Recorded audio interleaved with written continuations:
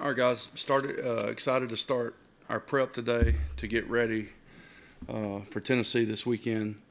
I know our fans are excited. We're excited. Um, One of the best stadiums in football, the best fans in football, and excited to go out and prep for them today. Continuing the one rep at a time mantra from the standpoint of how we approach things. One practice at a time. We can't do anything about Sunday today except for prepare for it to give our fans the best product that we possibly can to be on the field come Sunday. Tennessee offers tremendous amounts of challenges in several areas. They've got a very good defense. They run the ball and as physical as any team in the league.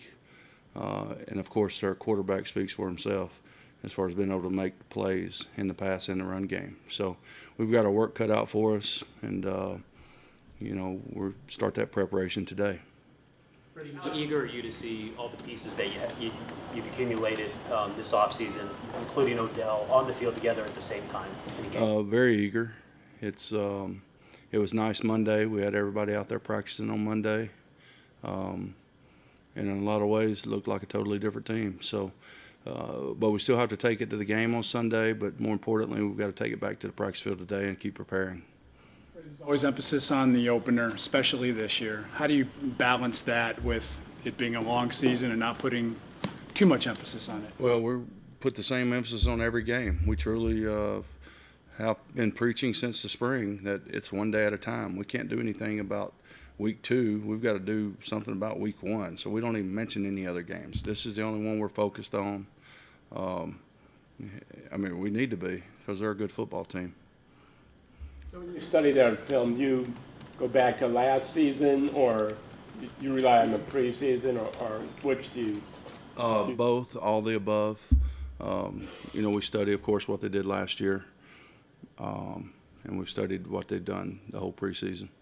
That's, part of our job description. So got to make sure all of our bases are covered, and that's our job to do that. Prepare our guys to go out and play the very best that they can. Without the fear of failure. I want them to go out and just lay it out there on the line every single snap, every single play, every single series, all the way until the clock strikes 0. Do not care about the scoreboard. I want them to play the best that they can play each play, no matter what the score is. The team Monday looked a little different because you saw everybody together again. Do you know how that's going to translate to Sunday, what your offense is going to look like with all those pieces? Hopefully productive. Hopefully we learn what to do this week and how to do it, when to do it, and then that usually equates into production, and that's what we're looking for out of every position. Our offensive line can be productive, our running backs can be productive, our receivers can be productive, our quarterbacks can be productive, tight ends, linebackers. Everybody needs to be productive in what their role is. Everybody has to understand what their role is and do their job and not worry about anybody else. That's the reason we've been trying to build accountability to each other, not to anyone else other than each other. So I can depend on the person to my left and to my right that they're going to do their job and know that I'm going to do my job. And that's how you build accountability. That's what we've been preaching since the start of this thing. And that's what, I fully expect to happen. Can you allow yourself to think at all about debuting as a head coach, or do you have to be like a robot and not think about that at all, or is there a human element that you have to let yourself reflect on at all? I don't think robot and my name has ever been in the same sentence together. Focus on the game. Well, I'm truly, I know you guys don't believe me, but truly the only thing I'm worried about is today. And going out and having the best practice that we can have today. I'll worry about Sunday when it gets here. But, hell, we've got 5 days, I think, until Sunday. So I know this. If we don't do our work and get what we need to out of Wednesday's practice, Sunday's not going to matter. The same with tomorrow, same with Friday. So we're going to focus on today, same as me, same as our other coaches, same as our equipment guys. our trainers, everybody's focused on today and doing the best job they can do for the Browns and for these fans today. Talked to you about this yet, but I know in your coaches show you said that Todd had been calling some of the plays in the preseason. How did that go, and has that at all changed your plan heading into week one? Or No, not at all. He's not the only one, but I'm calling the plays. Hey, Freddie, you mentioned this about trusting each other. We've heard about that on defense forever. So how difficult is that when guys say that, but sometimes on game days that doesn't happen? Well, I fully expect it to happen on game day. So, that's what this whole thing of being accountable to each other started in the spring, all right? And you build accountability where you don't want to let your teammate down. And to do that, it goes even deeper than that for me, because I don't want to let them down on a personal level. I don't want to, if I'm Miles, I don't want to let Kirko down on a personal level. I want to be the best I can be to my teammates on and off the field. That starts accountability. That starts trust. And then when you build it on the field, that enables you to go play fast and know that somebody else is going to do their job, I'm going to do my job, and it all comes together. That's the only way you can do it. I mean, I don't know any other way. I guess what I'm talking about is, just to use those two names, Miles tries to cover up for Kirko or whatever. And that's when, I guess, defenses get in trouble. So how do you keep those guys from not covering up for each other? The trust that they've built, the accountability that they've built, the reliability, all these abilities that mean a hell of a lot more than physical ability. If I've got physical ability and I'm not reliable, accountable, dependable, it doesn't matter. And I think these guys understand that. I think they've been practicing like that. Nobody's perfect, but I promise you, I want them on Sunday to not worry about anything other than their job. They're going to do their job, and so they can go out. And if anything bad happens, it's my fault. All right, we're going to do the work during the course of the week to get them in position to do the job on Sunday. And if anything else happens, that's my fault. It wasn't too long ago where backup quarterbacks were always the holder on place kicks. Even before that, the best hands, the wide receiver would do it. Why has it come to punters, and why do you think that's the right position to hold? That's a great question. I live that. I was in Dallas when we went to Seattle for the playoff game in '06, when our backup quarterback became the starting quarterback halfway through that year. Now, that's a good question from the standpoint of the holder, the punter, the kicker, and the snapper. They spend all practice together. So they're usually able to get the most work together with each other. So just to answer your question bluntly and honestly, that's the reason. That's the reason, most people in the league do that. I'm not saying it always is the right thing to do. And certainly if we didn't feel confident that that would happen, we would explore other avenues.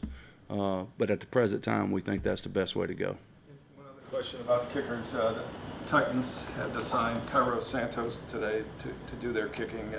Been with another team all preseason. In any way, does that position affect any game planning for this? We're still going to go try to block his kick. So we don't care who's kicking it. Vrabel and Dean Pease both have a long background with Belichick. As you prepare as the play caller, do you kind of feel a New England influence in what they do? Or? You can definitely see the similarities from the front standpoint. I think it's kind of a hybrid from the standpoint of those guys do an excellent job in pressure. So maybe that's the Baltimore impact a little bit. But, I know they're very well coached at all areas, up front, in the secondary. They're very well coached, tremendous ability in a bunch of different spots. Of course, the running game and the running back speaks for itself. The quarterback speaks for himself. He wasn't taken number one overall for nothing. You know, a bunch of good players in this league.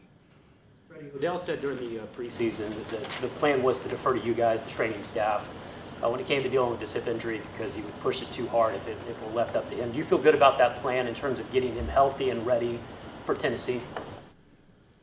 Odell's ready to go. So, yeah, I feel good about the plan. Along those lines, Freddie, have you seen a noticeable difference in him? I know health was an issue during preseason, but just kind of him ramping it up here over the last week or so. I think there's a couple of different stages in the season. I think the speed of the game is one thing in training camp. It's another thing during the latter part of training camp. First week of the season is another tempo. And I don't want to make it sound like there's just the game is faster. Then you get to the end of the season with playoff hopes on the line. It's another speed. And then you get to playoffs, it's a whole nother speed. And then the Super Bowl is another speed. So there's several different tempos. And I think, you know, I don't know if I've answered your question, but yes, I've seen it, but he's not the only one. I've seen it under the sense of urgency. I kept talking about that a couple of weeks ago because we wanted to continue to strive to increase the sense of urgency. And I think that's what you see a lot of times. You know, I've got to get this right. I've got to run this perfect. I've got to throw this perfect. I got to cover this guy with inside leverage. I got to pressure in the beak out. So the sense of urgency with these guys definitely increased, and it needs to. And I think it has been over the past week and a half. Do you think it changed after the struggles offensively against Tampa Bay? And did you see the same thing out of Baker? Well, again, there's a lot of things going on during that game, and honestly, I'm going to refer my comment about the rearview mirror. I'm not really worried about Tampa, but I think the sense of urgency has picked up offensively, and I think it's picked up defensively, and I think it continues to need to rise, and I think it will. I have no doubt. I have total confidence in our guys are going to prepare the way they need to prepare, and then I have total confidence that they're going to play the way they need to play. Couple more. I know Monday you said about the right guard situation, you said what you said. Does anything change after that practice? Who?